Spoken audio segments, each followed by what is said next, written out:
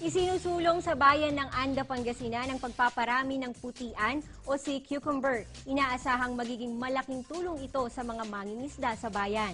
Primera balita ni Mike Sabado.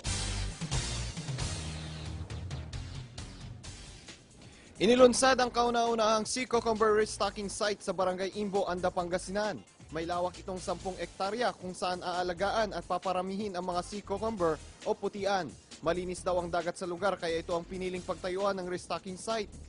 Ito yung cage o yung paanakan ng similya ng tinatawag nga nilang balat o putian dito sa may Anda. At pagkatapos nga na lumaki konti, itong balat at putian na ito ay nililipat na dito sa may seagrass na mas malapit dito sa may Pampang para dito na sila maprotektahan at maparami. Nakatakdang ideklarang protective area ang lugar kung saan ipinagbabawal ang pagkuha rito ng mga putian sa loob ng 3 taon. Malaking tulong naman daw sa mga mangingisda kung mapaparami ang sea cucumber sa kanilang bayan. Patok daw kasi ito lalo na sa ibang bansa sa Asia.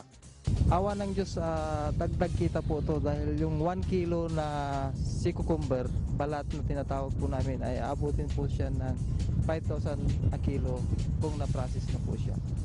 Bali, for the meantime, maglalagay muna kami mga temporary na markings, kawayan, tapos later on, siguro magkakaroon ng mga buya, mga parang improvised na buya. Yung mga plano nga namin, yung mga galoons lang, lagyan ng pintura, para ma-identify o malaman ng mga ating mga fisher folks na yun po ay declared na protected area.